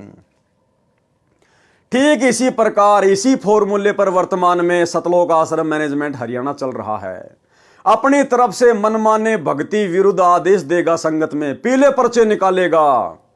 गुरुजी का आदेश है कांग्रेस को वोट देना है, गुरुजी का आदेश है बीजेपी का वोट देना है, गुरुजी का आदेश है स्टेडियम बनाना है, जाटों का भवन बनवाना है, गुंडों की सीबीआई जांच करनी है, जाट आरक्षण का समर्थन करना है, अन्य प्रकार की बकवादें।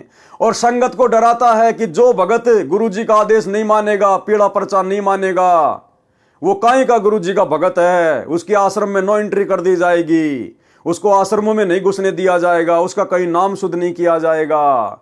ये तो गुरुजी की लीला है भाई। जो गुरु वचन पे डट गए कट गए फंद 84 के। अगर हम गुरुजी के इन वचनों को नहीं मानेंगे, इन आदेशों को नहीं मानेंगे, हम काहे के भगत हैं। अब भगत बेचारे डर जाते हैं और वो फिर उन पीले पर्चों को, मनमाने आदेशों को गुरुजी का आदेश मान के फॉलो कर लेते हैं। तो इसी प्रकार से हजरत मोहम्मद ने भी अपने भक्तों के बीच में अल्लाह का डर बैठा दिया। जैसे आश्रम वाले पीले पर्चे दिखा के गुरुजी का डर बैठा रहे हैं कि तुम काहे के मुसलमान हो। सच्चा मुसलमान तो अल्लाह के लिए अपनी गर्दन भी कटवा लेगा। फिर चोटी कटवाना, मूंछ कटवाना और सुन्नत करवाना कौन सी बड़ी बात है। सभी मुसलमानों ने अल्लाह का आदेश समझ के कटवाना शुरू कर दिया। इसी तर्ज पे आज सतलोक आश्रम मैनेजमेंट हरियाणा चल रहा है। तो मोहम्मद जी ने बताया कि हमने अपने धर्म की अलग पहचान बनानी है। जो सच्चा मुसलमान होगा वह तो अल्लाह के लिए ये 3 वस्तु तो क्या सिर भी कटा लेगा। जो नकली होगा वह ऐसा नहीं कर सकेगा। अब आपने देखना है कि अल्लाह का आदेश मानना है या नहीं। अब आपने देखना है कि अल्लाह का आदेश मानना या नहीं। ठीक यही शब्द है कि अब आपने देखना है। सतलोक आश्रम मैनेजमेंट हरियाणा का सारनामी भगत नवीन सोनीपत वाला, जिसको आश्रम में प्रधान जी कहते हैं, और महेंद्र का 1 नंबर का चमचा। और जब परमात्मा ने 7 संगतियां शुरू करवाई, संगत को ज्ञान आधार से धीरे धीरे समझवाना शुरू किया, तो इनको खलबली मच गई। 2016 की ये ऑडियो है नवीन सोनीपत वाले की।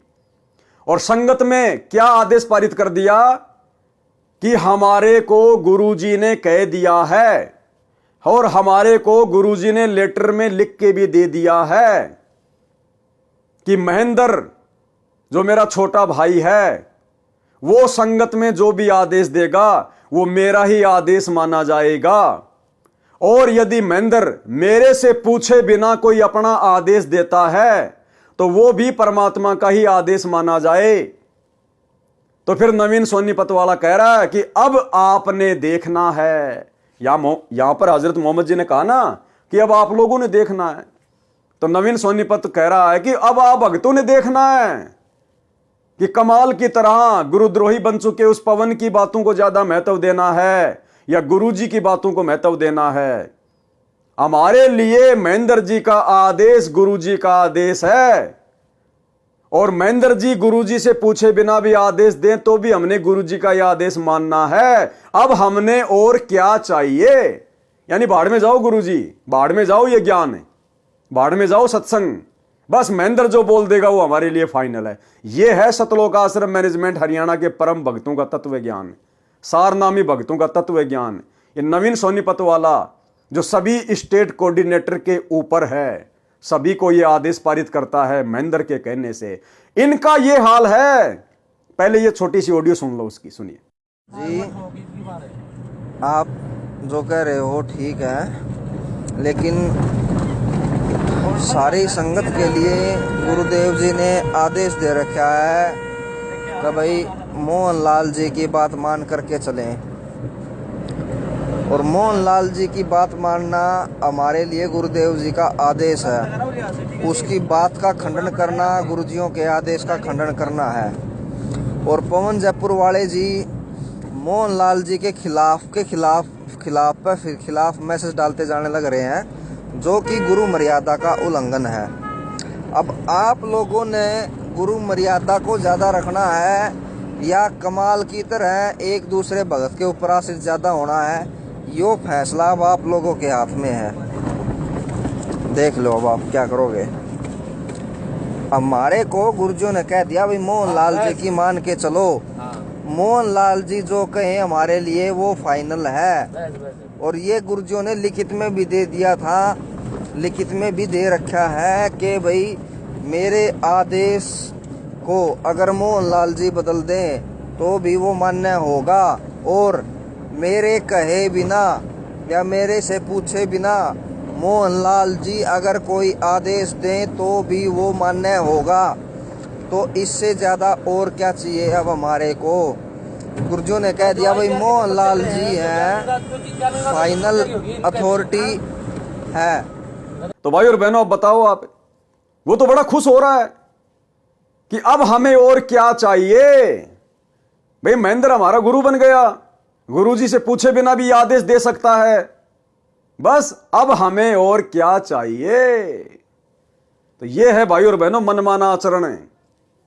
अब महेंद्र तो कल को संगत को लेटरिन खाने का आदेश देगा, देखते हैं देखे कितने खाएंगे, देखते हैं कितने खाएंगे। यह ज्ञान आधार की भक्ति है, देखा देखी की भक्ति नहीं है। बाढ़ में जाए महेंद्र, हमने अपने गुरुजी को देख के चलना है। हम महेंद्र के सत्संग सुन के नहीं जुड़े, हमारा मोक्ष महेंद्र नहीं करेगा जो हम उस महेंद्र के आदेश मानने के लिए बाध्य हैं। हम अपने गुरुदेव के आदेश मानने के लिए बाध्य हैं, किसी और के नहीं। तो क्या कहा हजरत मोहम्मद ने, वह तो अल्लाह के लिए ये तीन वस्तु तो क्या सिर कटा लेगा, जो नकली होगा वह ऐसा नहीं कर सकेगा। अब आपने देखना है कि अल्लाह का आदेश मानना है या नहीं। तो नवीन सोनीपत वाला भी यह कह रहा कि अब आप भगतों ने देखना है कि उस पवन दास की बात माननी है या महेंद्र जी वाले आदेश मानने हैं। अब बेचारे भगत तो श्रद्धालु होते हैं, श्रद्धालु कुर्बान होते हैं। सब आदमियों ने आगे से मूछें, सिर की चोटी कटवा ली तथा लिंग के आगे से खाल भी कटवा दी, जिससे सुन्नत कहते हैं। फिर तो ये धर्म चिन्ह ही बन गया, छोटी आयु के लड़कों की सुन्नत की परंपरा पड़ गई। अब परमात्मा कहते हैं चलो भाई तुमने सुन्नत करके लड़के को तो मुसलमान बना दिया, लड़की को कैसे मुसलमान बनाओगे। अब मुसलमान धर्म में जो औरतें हैं वो तो मुसलमान है ही नहीं, क्योंकि लड़के की तो आपने सुन्नत कर दी पैदा होते ही, लड़की की कहां से सुन्नत करोगे। ना लड़की के मूछें होती हैं। अब बताओ, ना मुसलमान धर्म में लड़कियां टोपी पहनती हैं, तो मुसलमान धर्म में औरतें तो मुसलमान है ही नहीं फिर।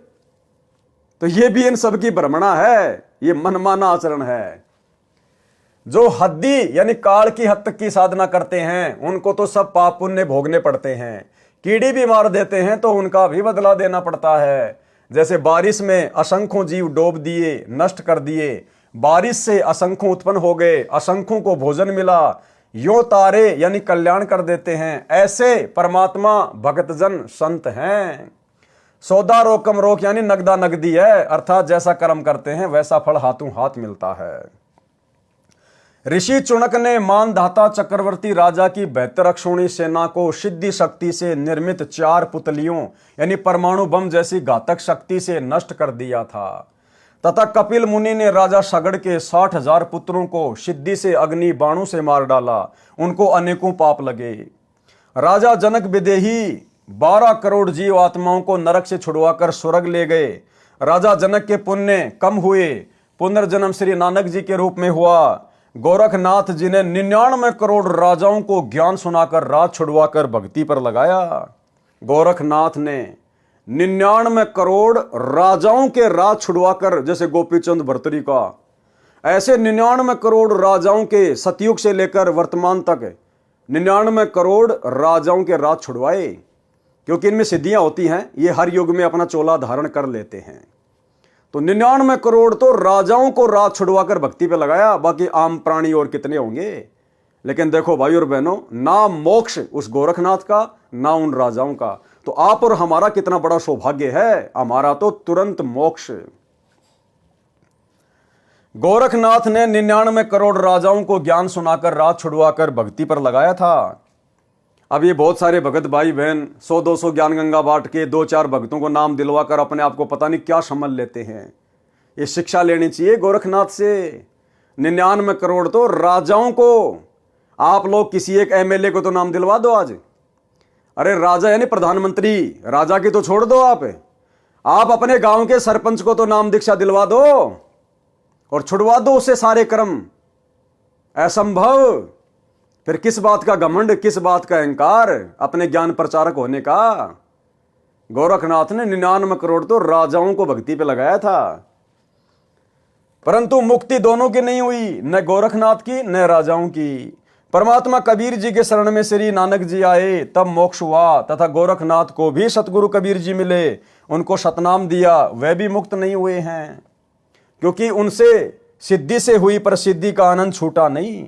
सारना मिला नहीं, गोरखनाथ का फिर जन्म होगा, ब्रह्मचारी रहेगा, सतयुग में 1 लाख वर्ष तक दिल्ली का राज करेगा, फिर सन्यास लेगा।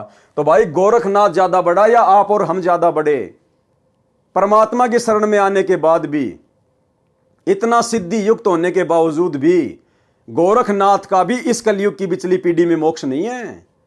अभी तो वो सतयुग में जन्म लेगा, उसके बाद दिल्ली का राज करेगा 1 लाख वर्ष तक, क्योंकि सतयुग में 70-80 लाख वर्ष तक इंसान की आयु होती है। 1 लाख साल दिल्ली का राज करेगा, फिर बीच में उसको वैराग्य उत्पन्न हो जाएगा, राजपाट को छोड़ के फिर जंगल में चला जाएगा। तो गोरखनाथ बड़ा या आप और हम? इसलिए परमात्मा कहते हैं, गोरख से ज्ञानी घणे, सुखदेव जति जहान, और सीता सी बहुत भारिया, भाई संत दूर स्थान। इस सतगुरु की शरण मिलना अति दुर्लभ है, जो आज आप और हमें प्राप्त हो गई है। तो गोरखनाथ जैसे तो आप और हमारे आसपास भी नहीं हैं? और हम 2 कोड़ी के राजनेताओं की रैलियों में उनके तलवे चाटते हैं, 2 कोड़ी के राजनेताओं का समर्थन करने के लिए उसकी रैलियों में जाते हैं। तो हम भगत कहां समझ पाए अपने आप को? कहां हम अपने सतगुरु को और उनकी भक्ति को समझ पाए? परंतु भक्ति कलयुग के इस समय में ही होगी, यदि पूर्ण सतगुरु मिल गया तो, अन्यथा फिर किसी अन्य जन्म में परमात्मा कबीर जी की विशेष कृपा से ही मोक्ष मिलेगा।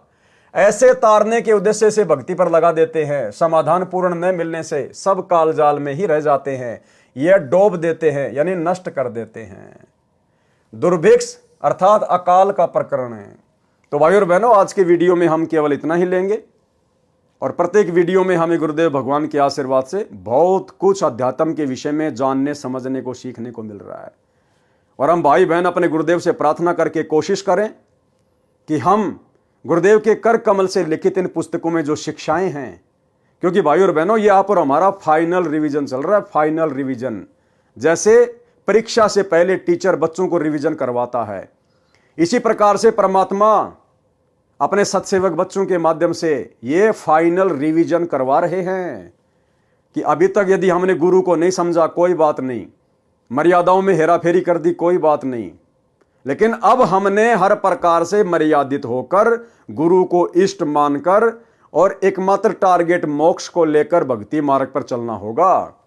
अब यदि हमने गफलत कर दी तो भाई युग परिवर्तन का समय बहुत निकट है, दिन प्रतिदिन दुनिया मौत की तरफ बढ़ रही है।